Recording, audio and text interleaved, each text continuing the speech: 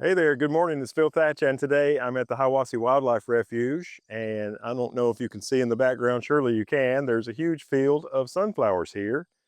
Today is, gosh, what is today? July the 27th, I believe. The sunflowers are nice and in full bloom, looking good.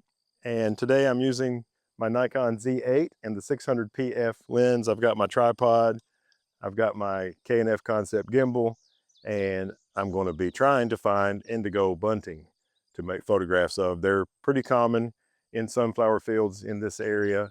And so hopefully I can get some beautiful blue indigo buntings on top of these beautiful golden yellow flowers.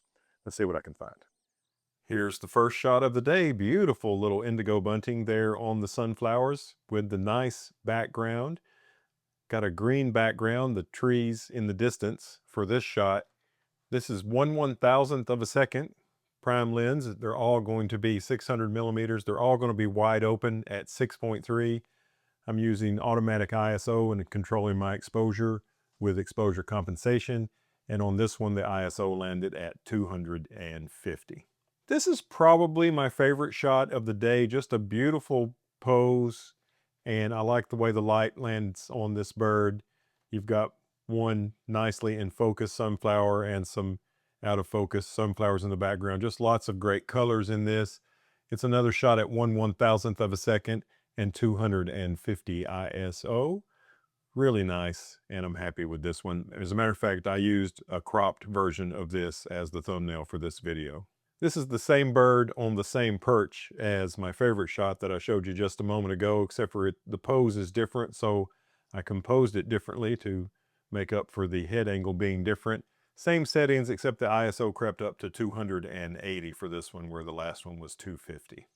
I've got plenty of light this morning, so my shutter speed's nice and high while keeping my ISO nice and low. Of course, this lens does its very best, wide open at 6.3, so I'm not going to have any ISO trouble today. I've got a lot of shots of this bird on this particular sunflower. Got a couple of bees there as well. I'm still at 1/1000th of a second. My ISO is 220 for this one. And here's another one on that same flower, still 220 on the ISO. And of course, all of these are 600 millimeters and wide open at 6.3.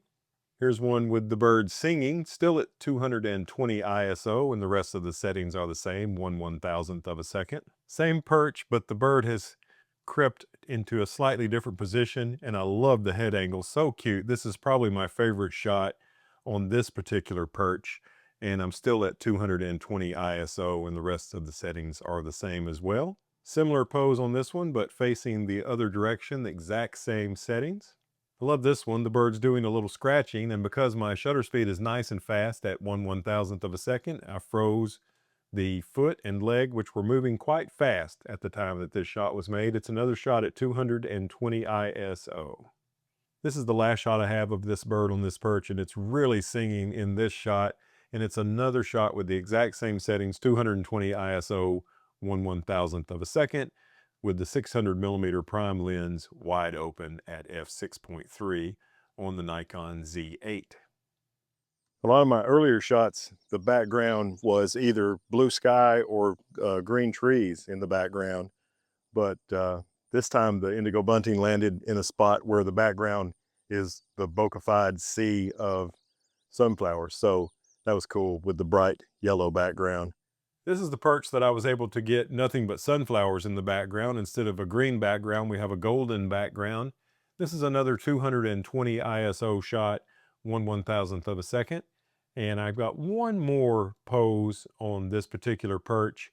And I like the head angle of this bird better than this one, but the light is better on the head in this shot. So even though I like the head angle better here, I still like this shot better. And let's see, they're both the same settings, 220 ISO.